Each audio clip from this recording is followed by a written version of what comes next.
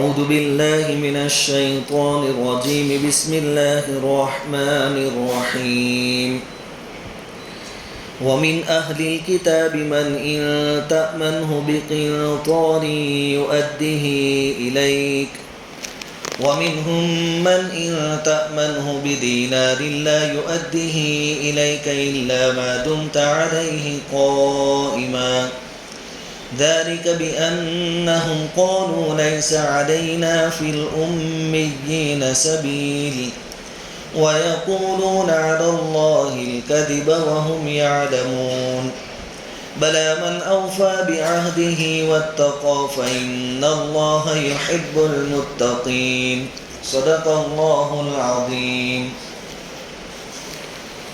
سورہ آل عمران کی 2 آیتوں کی تلاوت آپ کے سامنے کی گئی ہے۔ ان 2 آیتوں کا ترجمہ یہ ہے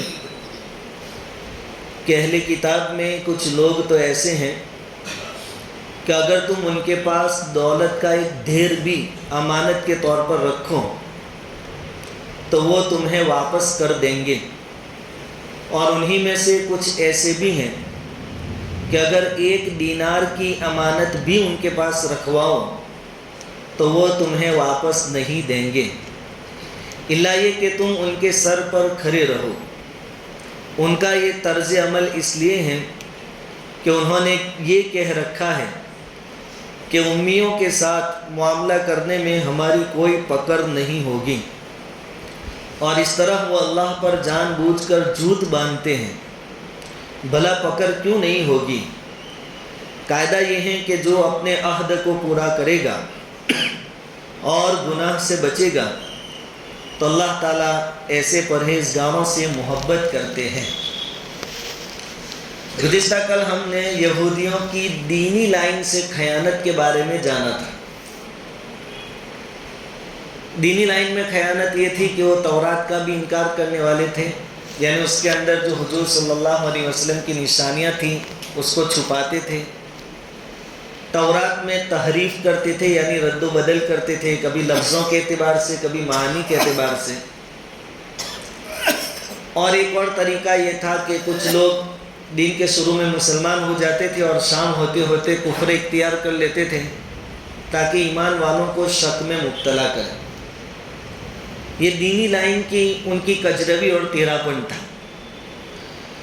آج کی 2 آیتوں میں اللہ تعالیٰ نے ان کی دنیاوی لائن کی خیانت کو بیان کیا ہے کہ صرف دینی لائن سے ٹیڑھے نہیں ہیں، بلکہ یہ یہود اہل کتاب جن کو کہا جاتا ہے وہ دنیاوی لائن سے بھی ٹیڑھے لوگ ہیں۔ آج جو معاملہ بیان کیا گیا ہے وہ ہے امانت کا، کہ بعض یہودی ایسے ہیں کہ آپ ان کو ڈھیر سارا مال بطور امانت کے دیں کہ بھائی ابھی آپ اپنے پاس رکھیے، جب ضرورت پیش آئے گی میں لے لوں گا۔ تو کچھ تو ان کے اندر اچھے ہیں جو وقت آنے پر یا واپس مانگنے پر آپ کو پورا دے دیں گے، اچھے بھی ہیں، لیکن کچھ ان میں ایسے بھی ہیں کہ تھوڑی چیز بھی آپ امانت کے طور پر دیں، 1 روپیہ 1 دینار، وہ بھی ہڑپ کر جائے، بلکہ جب تم مانگنے جاؤ تو یوں کہے کہ تم نے مجھے دیے ہی نہیں، کہاں ہے کوئی گواہ لاؤ۔ ایسے بھی یہودی تھے اور آج بھی ہیں۔ اچھا، یہ ایسا کیوں کرتے ہیں کہ کسی کی امانت کو ہڑپ کر جاتے ہیں؟ اس کے پیچھے ان کی کوئی وجہ، ریزن، کہا کہ ان کا یہ ماننا ہے کہ امی لوگ جو ہیں، عرب کو امی کہا جاتا تھا کیونکہ یہ پڑھنا لکھنا نہیں جانتے تھے، اس لیے حضور صلی اللہ علیہ وسلم کا لقب بھی امی ہے، نبی امی۔ تو ان کا یہ ماننا تھا کہ ہم یہود یعنی اہل کتاب ان ان پڑھوں کے ساتھ، بے پڑھے لکھے لوگوں کے ساتھ جو سلوک کرنا چاہے کر سکتے ہیں،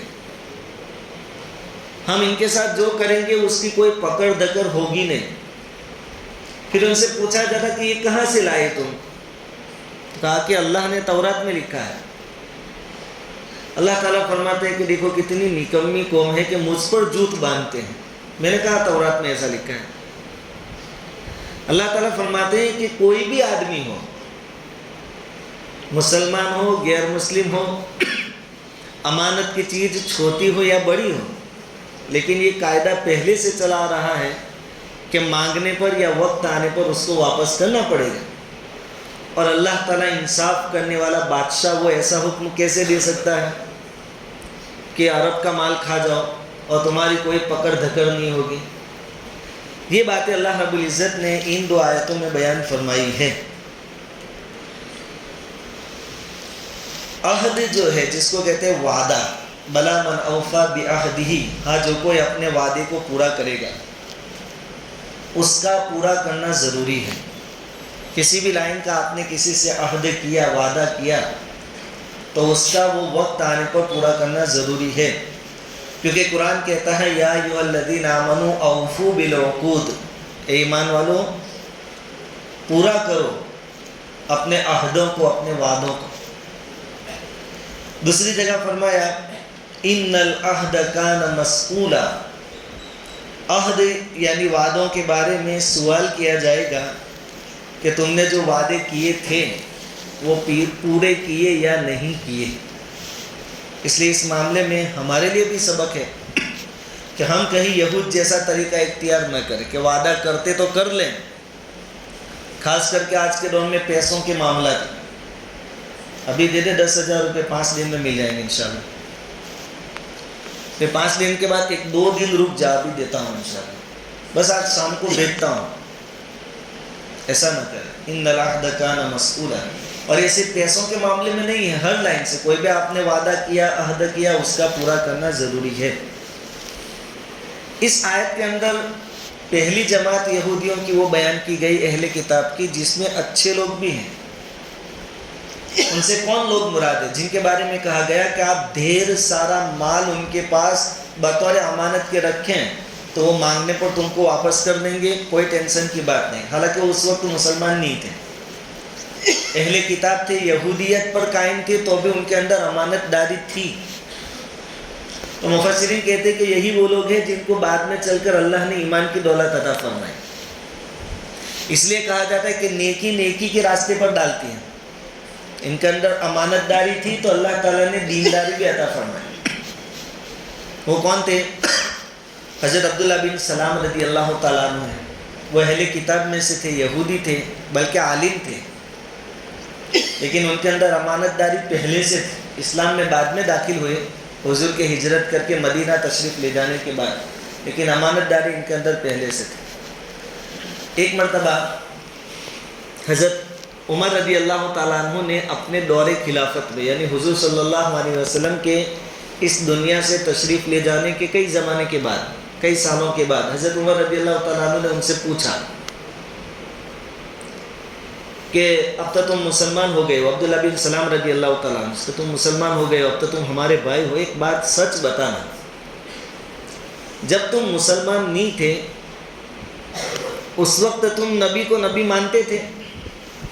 محمد صلی اللہ علیہ وسلم کے بارے میں اس وقت تمہارا کیا گمان تھا، کیا خیال تھا؟ تم نبی مانتے تھے، سچے نبی، اور ان کی باتوں کو سچ مانتے تھے؟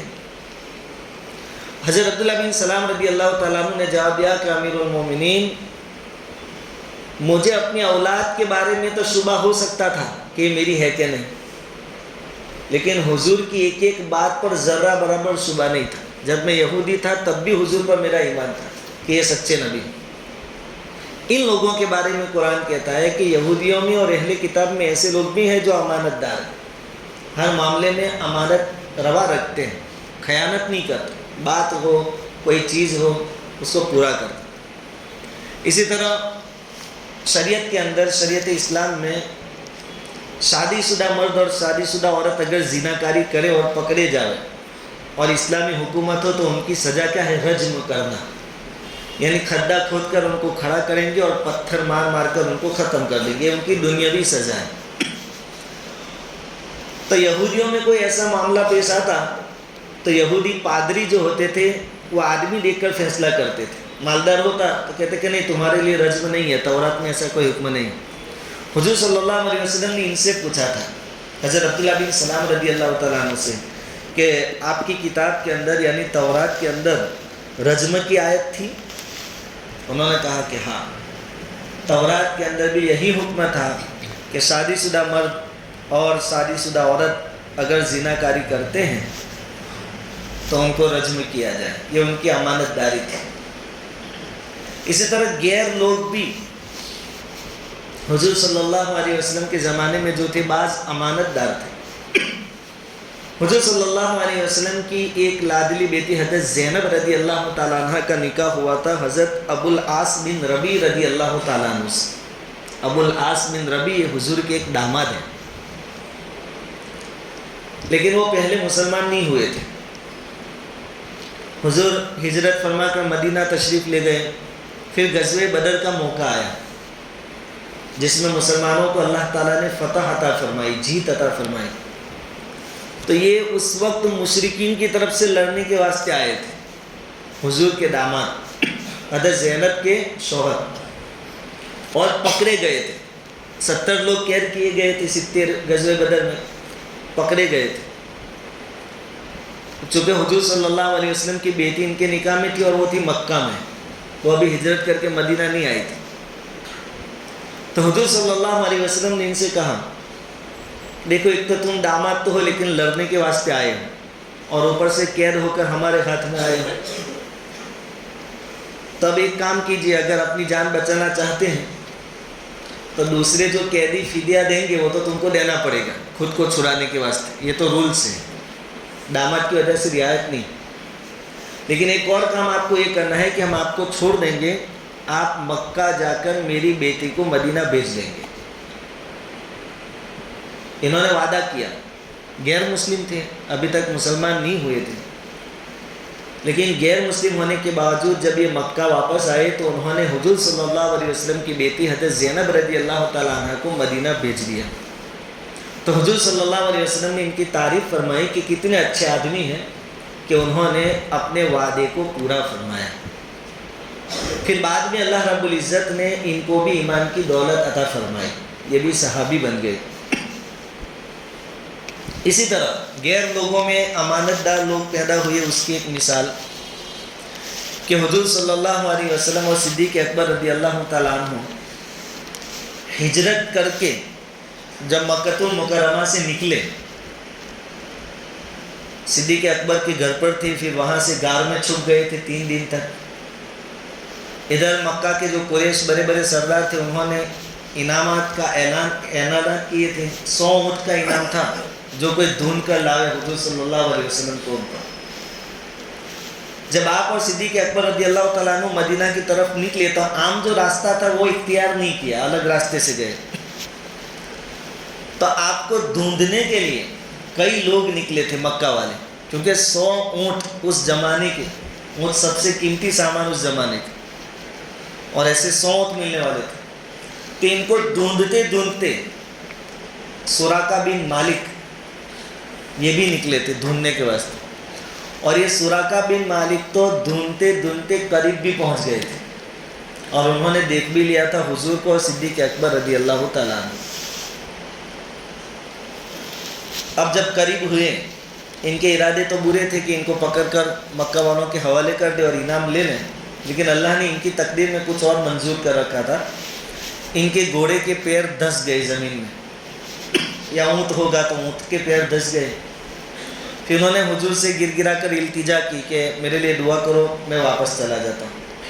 تو حضور کی دعا سے وہ واپس نکل آئے پیر. پھر انہوں نے کوشش کی، پھر پیر دھس گئے سواری کے. ایسا 3 بار ہوا. پھر انہوں نے کہا کہ میں پکا وعدہ کرتا ہوں کہ میں آپ کا پیچھا نہیں کروں گا، آپ میرے لیے دعا کر دیجئے سواری نکل جائے. اور ایک اور وعدہ کرتا ہوں کہ اس راستے سے جو کوئی آپ کے پیچھے آنا چاہے گا میں اس کو واپس لے جاؤں گا مکہ. یہ اس وقت بہت بڑی بات تھی. چنانچہ حضور صلی اللہ علیہ وسلم خوش ہو گئے اور حضور کو بھی یقین ہوا کہ یہ وعدہ وفا کریں گے، اپنی بات پر جمے رہیں گے. حضور نے ان کو پیشین گوئی سنائی تھی اس وقت کہ سراقہ تمہارا اس وقت کیا حال ہوگا، یعنی کیا ہی اچھی حالت ہوگی تمہاری جب قیصر و کسریٰ فتح ہوگا اور وہاں کے بادشاہ کے سونے کے کنگر اور تاج مسلمانوں کے ہاتھ میں آئیں گے اور وہ آپ کو پہنائے جائیں گے. میں آپ کو خوشخبری دیتا ہوں. حالانکہ مسلمان نہیں تھے اس وقت. اب یہ وعدہ کر کے واپس آئے، راستے میں قریش ملے ان کو، حضور کو ڈھونڈنے والی دوسری جماعت ملی. انہوں نے کیا کہا کہ میں بہت تیز گھوڑا دوڑا کر بہت دور تک جا کر آیا، ادھر کوئی نہیں، ادھر جانے کی کوئی ضرورت نہیں ہے۔ ایسا کہہ کر جتنے ادھر وہ راستے پر جانے والے تھے سب کو یہ واپس لے آئے۔ انہوں نے اپنا وعدہ پورا کیا، حالانکہ اس وقت یہ مسلمان نہیں تھے۔ تو غیروں میں بھی اچھے لوگ ہوتے ہیں، اور اسلام کی ایک خوبی ہے کہ خوبی اپنوں میں ہو یا پرایوں میں، غیروں میں، اس کی سراہنا کی جاتی، اس کی تعریف کی جاتی، اس کو بیان بھی کیا جاتا۔ یہود کے اندر تھے، اس کو بھی بیان کیا۔ حدیث نے اپنے داماد، حضور صلی اللہ علیہ وسلم نے اپنے داماد کی تعریف کی جبکہ وہ مسلمان نہیں تھے۔ اور یہاں حضرت سراقہ بن مالک جو مسلمان نہیں تھے، انہوں نے اپنا وعدہ نبھایا تو اللہ تعالیٰ نے ان کو ایمان کی دولت دی۔ اور حضرت عمر رضی اللہ تعالیٰ عنہ کے زمانے میں کیسر فتح ہوا، اور وہاں کے بادشاہ کے کنگن اور تاج جب حضرت عمر کے سامنے رکھا گیا تو ان کو حضور کی بات یاد آئی، اور انہوں نے وہ کس کو دیا؟ حضرت سراقہ بن مالک رضی اللہ تعالیٰ۔ تو یہ شریعت کی خوبی ہے کہ شریعت کا سینہ کشادہ ہے کہ خوبیوں کو ہم سراہنے والے ہوتے ہیں۔ یہی صرف نہیں کہ بھائی یہود تو ایسے ہیں ویسے ہیں، یہی کام قرآن نے نہیں کیا ہے، جو خوبی ہے اس کو بھی بیان کیا ہے، بلکہ خوبیوں کو بیان کرنا یہ نبیوں کا طریقہ ہے، اور دوسروں کی خامی اور برائی کو ڈھونڈنا یہ شیطانی طریقہ ہے۔ موسیٰ علیہ السلام کو اللہ رب العزت نے حکم دیا کہ جاؤ فرعون کے پاس اور دین کی دعوت دو۔ اس نے بڑی سرکشی کر رکھی ہے، فساد پھیلا رکھا ہے، تو موسیٰ علیہ السلام نے کیا کہا تھا کہ میرا بھائی ہارون جو ہے نا، اس کی زبان بہت اچھی ہے، فصیح زبان، وہ افصح منی لسانا، یہ ان کی خوبی کی تعریف کہ اللہ پاک ان کو بھی نبوت عطا فرمائیے اور ان کو میرے ساتھ پہنچائیے، میرے ساتھ کر دیجیے، تاکہ وہاں بات رکھنے کا موقع آئے تو وہ فصاحت والی زبان سے بات رکھے۔ تو موسیٰ علیہ السلام نے اپنے بھائی کی فصاحت کی تعریف فرمائی۔ ایسا نہیں کہ نہیں میچ کیپٹن، میں ہی لیڈر، دوسرا کہیں سب للو پنجو، ایسی بات نہیں آتی سب۔ دوسروں کی خوبیاں، اس لیے میں بارہا کہتا ہوں کہ یہ جماعت کے ساتھی بھی ہیں، تو ہر ساتھی میں اللہ تعالیٰ نے کچھ نہ کچھ خوبی رکھی ہوتی، ان سے فائدہ اٹھانا چاہیے۔ حضور فرماتے ہیں کہ لوگ جو ہے نا، لوگ یہ تو صلاحیتوں کے خزانے ہیں، کانے، جیسے چاندی اور سونے کی کانیں ہوتی ہیں، ایسے صلاحیتوں کی کانیں ہیں، اس کو کوئی استعمال کرنے والا ہونا چاہیے۔ تبھی تو حضرت بلال مؤذن بنے ہیں اللہ کے نبی کے، ورنہ کالے حبشی بڑے بڑے ہونٹ والے، لیکن مؤذن رسول کیسے بن سکتے تھے؟ ان میں جو صلاحیت تھی حضور نے اس کو استعمال کیا۔ تو لوگوں کی خوبیوں کو کام میں لانا، اس سے لوگوں کو حوصلہ بھی ملتا ہے اور شوق سے کام میں جڑتے ہیں۔ یہ نہیں کہ ہم پرانے ہیں، یہ تو ابھی آج کل کے ہیں، ان کو کیا سمجھ پڑے، یہ ایسی باتیں نہیں ہونی چاہیے، اور دوسروں کی خوبیوں کا اعتراف کرنا چاہیے، آدمی کا سینہ کشادہ ہونا چاہیے، اور دوسروں کی خامیوں کو تلاش کرنا یہ شیطان کا کام ہے۔ کہ اللہ تعالیٰ نے کہا کہ آدم کو سجدہ کر، کہا کہ اس کو میں کیسے سجدہ کروں، میں آگ سے بنا، میں بہتر اس سے، اور یہ مٹی کا پتلا میں اس کو سجدہ کروں۔ تو دوسروں کی خامی نکالنا یہ شیطان کا کام، اور دوسروں کی خوبیاں تلاش کرنا یہ شریعت کی تعلیم ہے اور ایمان والوں کا کام ہے۔ اس آیت کے اندر اللہ رب العزت فرماتے ہیں کہ بعض لوگ ایسے ہیں کہ تم ڈھیر سارا مال، سونا چاندی بھی امانت میں رکھو، وقت پر تم کو واپس دے دیں گے، اور بعض ایسے ہیں کہ ایک دینار یعنی چھوٹی سے چھوٹی چیز بھی تم امانت کے طور پر ان کے پاس رکھو تو اس کو بھی ہڑپ کر جانا، واپس نہیں دے رہے، انکار کرے۔ الا ما دمت علیہ قائما، ہاں تم برابر اس کے سر پر کھڑے رہو کہ میری چیز واپس دے دیں، میری چیز واپس دے دیں، یا تمہارے پاس گواہ ہو اور قاضی کی عدالت لگتی ہو تو دے، آنا کانی کر کے، ورنہ بغیر زور زبر کے نہ دے، ایسے لوگ ہوتے ہیں۔ اس ایک مسئلہ امام ابو حنیفہ رحمۃ اللہ علیہ نے یہ بھی ثابت کیا کہ جس آدمی نے دوسرے کو قرض دیا ہے اس کو حق ہے کہ اس کے سر پہ کھڑا رہے اپنا حق وصول کرنے کے لیے، یعنی اس کی پکڑ دھکڑ کرے کہ بھائی وہ میرے پیسے، وہ میری چیز واپس، اس کو حق ہے اتنا۔ لصاحب الحق مقال، حق والے کو بولنے کا حق۔ ایک یہودی عالم تھے حضرت زید بن شہنہ رضی اللہ تعالیٰ عنہ، وہ مسلمان نہیں تھے، یہودی تھے۔ حضور صلی اللہ علیہ وسلم کے وہاں نظام یہ تھا کہ کوئی ضرورت مند آ گیا، حضور کے پاس تو ہوتا نہیں تھا، تو حضرت بلال رضی اللہ تعالیٰ عنہ کو حضور نے یہ کہہ رکھا تھا کہ کسی کے پاس سے قرض لا کر بھی ضرورت مند کی ضرورت کو پوری کر دینا. تو یہ حضرت زید بن سہنہ نے حضرت بلال سے کہہ رکھا تھا کہ حبشی دوسرے کے پاس لینے مت جانا، جب بھی ضرورت ہو میرے پاس سے لے جانا، یہ کہہ رکھا تھا. تو حضرت بلال ان کے پاس لاتے تھے قرض. اب ایک مرتبہ لیا ایسی ضرورت کی وجہ سے قرض، اور وعدہ کیا فلاں تاریخ یا مہینے کے بعد، تو 3-4 دن باقی تھے، اس سے پہلے مانگنے آ گئے حضرت زید. کہا کہ لاؤ میرا حق. حضرت بلال کہتے کہ کچھ بھی نہیں ہے. کہا کہ کل صبح تک نہیں ملا تو تجھے واپس غلام بنا لوں گا اور بیچ دوں گا پھر میرا حق وصول کرنے کے لیے. حضرت بلال رضی اللہ تعالیٰ عنہ حضور کے پاس آئے، کہا کہ ایسا مسئلہ ہے، کچھ ہے نہیں، اور اپنا جو سامان تھا سفر کا وہ تیار کیا، ڈھال، تلوار اور جو کچھ لباس وغیرہ تھا. کہا کہ حضور میں روح پوش ہو جاتا ہوں، ابھی تو کوئی انتظام ہو جائے گا قرضہ ادا کرنے کا، تب واپس آ جاؤں گا. اب صبح ہوتے نکلنے ہی والے تھے حضرت بلال رضی اللہ تعالیٰ عنہ کہ حضور کے پاس کچھ مال آ گئے. حضور صلی اللہ علیہ وسلم نے حضرت بلال رضی اللہ تعالیٰ عنہ کو بلایا اور کہا کہ چلو اللہ نے تمہاری نجات کا ذریعہ بنا دیا، یہ مال ہے اس کو دے دو ان کا حق. یہ مال آنے سے پہلے حضرت زید جو ہے، جو یہودی تھے اس وقت، وہ حضور کے پاس آئے تھے اور انہوں نے حضور کا گریبان پکڑا تھا سب کے سامنے، زور سے کھینچا تھا اور کہا تھا کہ محمد تم حق دباتے ہو، میرے پیسے لاؤ واپس، قرض دیا ہے. جب مال کا انتظام ہوا، حضور صلی اللہ علیہ وسلم نے حضرت بلال رضی اللہ تعالیٰ عنہ سے کہا کہ ان کو حق ادا کرو. صبح کو ان کو بلایا گیا تو حضور حضرت عمر رضی اللہ تعالیٰ عنہ بھی وہاں تھے، تو وہ آنکھیں نکال رہے تھے کہ تیری اتنی ہمت کیسے ہوئی کہ تو نے حضور کا گریبان پکڑا. تو حضور صلی اللہ علیہ وسلم نے فرمایا کہ عمر تم اس سے اچھی چیز کر سکتے تھے کیا، کہ تم اس کو یہ سمجھاتے کہ بھائی تمہارا حق ہے وہ اپنی جگہ، لیکن اچھی طرح مانگو حق اپنا، اور تم مجھے نصیحت کرتے، مجھے سمجھاتے کہ حق والے کو اچھی طرح اس کا حق ادا کر دو ٹائم پر. ایک کام کرو، جتنا اس نے دیا تھا اس سے ڈبل اس کو واپس دو. تو حضور صلی اللہ علیہ وسلم نے ڈبل دیا. تو یہاں یہ واقعہ اس لیے بیان کیا کہ وہ جو بولے تھے حضور کے سامنے کہ محمد تم حق دباتے ہو، میرا حق دے دو، اس وقت حضور نے کہا تھا لصاحب الحق کی مقال، حق والے کو بولنے کا حق ہے. لیکن اس کا مطلب یہ بھی نہیں کہ ہم گالیاں دیں، یا جس نے ہمارے پاس سے قرضہ لیا ہے، سامان لیا ہے ادھر، اس کو ذلیل اور رسوا کرے. نہیں، شریعت کی تعلیم کیا ہے کہ تنگ دست کو مہلت دو، مہلت الی میسرہ، آسانی تک. وَإِنْ كَانَ ذُو عُسْرَةٍ فَنَظِرَةٌ إِلَى مَيْسَرَةٍ، قرآن کہتا ہے.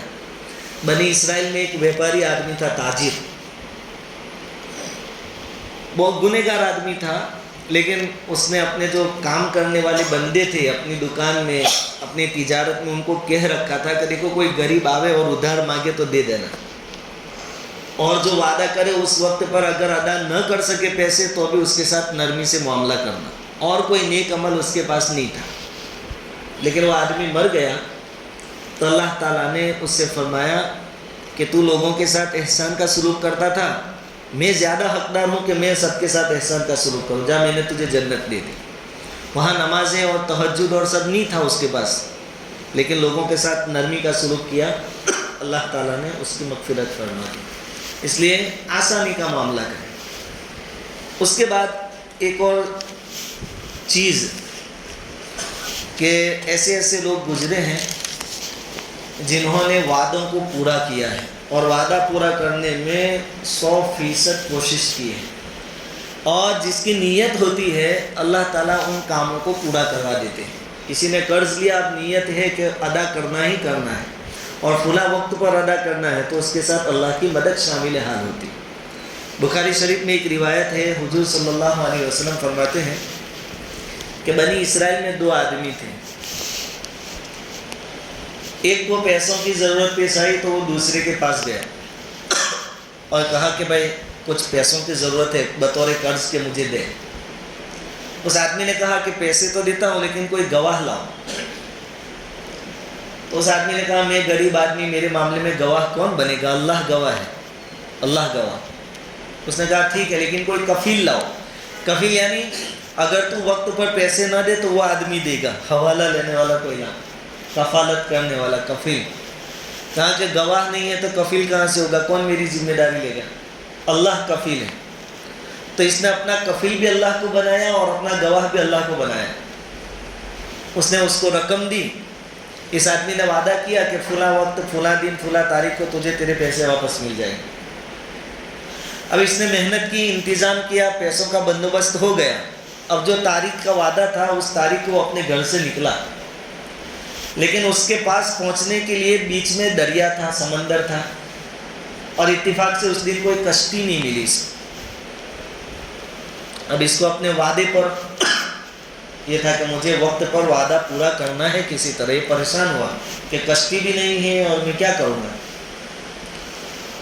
تو اس نے کیا کیا، ایک لکڑا اس کو پانی میں تیرتا ہوا نظر آیا تو اٹھایا، لکڑے کے بیچ میں سے گودا نکالا، سوراخ کیا، اس کے اندر اس کی رقم رکھی، پیسے، اور ساتھ میں ایک خط لکھا کہ جو میں نے تیرے پاس سے رقم لی تھی وہ اس میں رکھ رہا ہوں۔ اور وہ آدمی ادھر رہتا تھا جس کے پاس سے لیے تھے، اور لینے والا ادھر تھا۔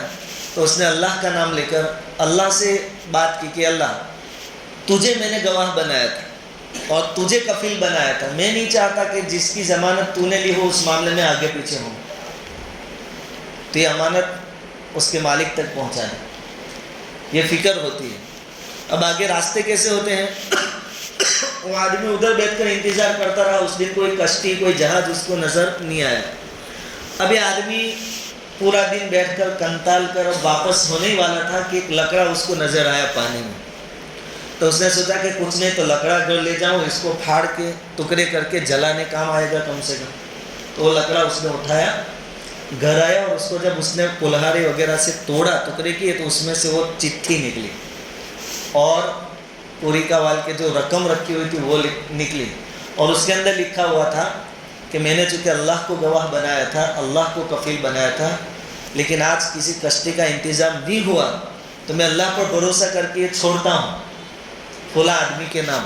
تو اللہ کا کرنا یہ ہوا کہ اسی کو ملا جس کا حق، اس نے اس کو وصول کر لیا۔ پھر کئی مدت کے بعد وہ آدمی مل گیا، تو دوسرے پیسے بھی اپنے ساتھ لے کر آیا تھا کہ شاید وہ نہ پہنچے ہو تو میں دے دوں یہ۔ تو اس نے کہا کہ لو آپ کے پیسے۔ تو اس نے کہا تو نے ایسا کچھ کیا تھا؟ کہا کہ ہاں، ایک لکڑے میں اس تاریخ کا چونکہ وعدہ تھا تو میں نے رکھا کہ وہ اللہ نے مجھ تک پہنچا دیا تھا۔ یہ اس کی نیت تھی، تو اللہ تعالیٰ نے پورا سسٹم چلایا، اور اس کی فکر تھی تو اللہ تعالیٰ نے اس کی مدد فرمائی اور وقت پر وہ چیز پہنچا دی۔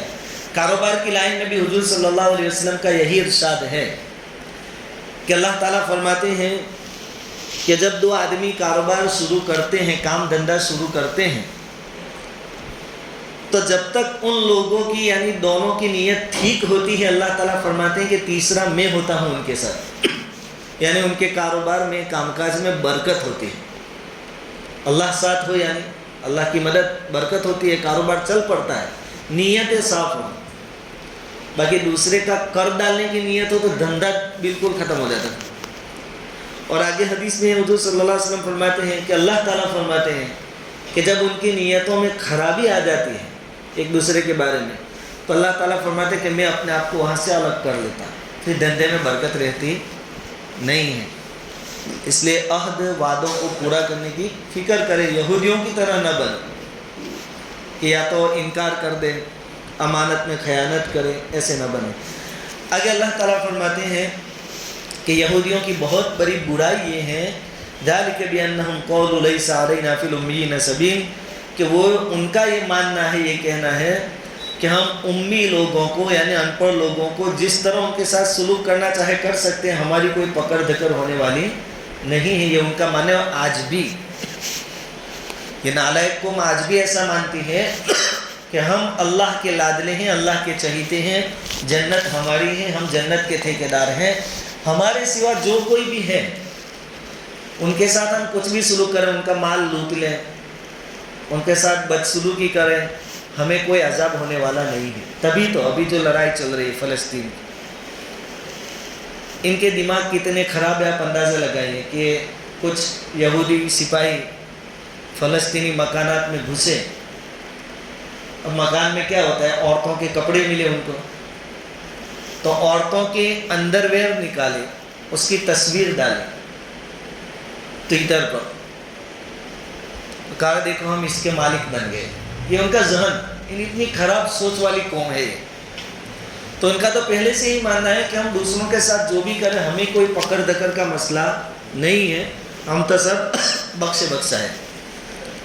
اسی طرح شیعہ لوگ جو ہوتے ہیں, شیعہ, ان کا ماننا بھی یہ ہے کہ جو شیعہ نہ ہو اس کا مال آپ ہڑپ کر لیں, لوٹ لیں, چوری کر لیں, کوئی پرابلم نہیں. ان کی عزتیں لوٹ لیں, کوئی پرابلم نہیں, ہمیں کوئی فرق نہیں پڑے گا اور ہمیں کوئی آخرت میں عذاب نہیں ہوگا. وَيَقُولُونَ عَلَى اللَّهِ الْكَذِبَ وَهُمْ يَعْلَمُونَ. اور کیا کہتے ہیں کہ بھائی ایسا کیوں کرتے ہو, یہ کہاں سے لائے تو کہ دوسروں کے ساتھ جو کرنا ہو کر سکتے ہو. کہا کہ اللہ نے کہا. اللہ تعالیٰ فرماتے ہیں کہ یہ میرے بارے میں بھی جھوٹ بولتے ہیں, میں نے ایسا نہیں کہا ہے. نبی کریم صلی اللہ علیہ وسلم نے ایک مرتبہ فرمایا, جب ان کے سامنے, آپ کے سامنے بات رکھی گئی کہ یہودی تو ایسا مانتے ہیں کہ عرب جو ان پڑھ ہیں ان کا مال بال ہم کھا لے, کوئی پرابلم نہیں. تو حضور نے فرمایا کذب اعداء اللہ, اللہ کے دشمن جھوٹ بولتے ہیں. ما من شيء كان في الجاهلية الا وهو تحت قدمي هاتين الا الامانه. کہ زمانے جاہلیت کی ساری رسموں کو میں نے میرے پیروں تلے کچل دیا, لیکن امانت جو شروع میں بات آئی کہ امانت رکھی جاتی ہے تو واپس نہیں کرتے یہودی. حضور کہتے ہیں کہ امانت زمانے جاہلیت سے چلی آ رہی ہے, وہ پہلے بھی ادا کی جاتی تھی اور اسلام بھی حکم دیتا ہے کہ اس کو ادا کیا جائے. اس لیے یہودی جو کہتے ہیں کہ واپس دینا ضروری نہیں, یہ جھوٹ بول رہے ہیں. خیر, تو آج کے سبق کا خلاصہ یہ ہے کہ یہودیوں کی جو برائیاں تھیں وہ قرآن بیان کر رہا ہے. ہمیں اس سے سبق یہ لینا ہے کہ ان کے اندر یہ برائیاں تھیں تو ان کا حشر کیا ہوا کہ لائف ٹائم اللہ تعالیٰ نے ان کے اوپر رسوائی اور ذلت کا تھپا لگا دیا. تو کہیں وہی برائیاں ہم میں نہ آ جائیں. اگر ہم میں بھی وہ برائی آئے گی تو ہمارا حشر بھی ان کے جیسا ہوگا. یہودی قوم چاہے ہمیں لگتا ہے کہ بہت آگے بڑھ گئی, ترقی کر گئی اور شان و شوکت, لیکن ان کی خود کی کوئی شان و شوکت نہیں ہے. وہ آج بھی تلوار کی نوک پر زندگی گزار رہے ہیں. نہ ان کو رات کو سکون ہے نہ دن میں سکون ہے. اور ذلت اور رسوائی قیامت تک کے لیے ان کی تقدیر میں اللہ تعالیٰ نے لکھ دی ہے. تو قرآن نے ان کی برائیوں سے ایمان والوں کو آگاہ کیا, اس زمانے کے ایمان والوں کو خاص طور پر, کیونکہ مدینہ میں ساتھ میں رہتے تھے, تو ان کو متنبہ کیا کہ ان کے ساتھ معاملات کرو تو ہر ایک کے ساتھ مت کرنا. ان میں جو اچھے ہیں ان کے ساتھ معاملات کرنا, لین دین, امانت دار, امانت کا وغیرہ کا, لیکن ہر یہودی کے ساتھ, ہر اہل کتاب کے ساتھ کوئی معاملہ مت کرنا.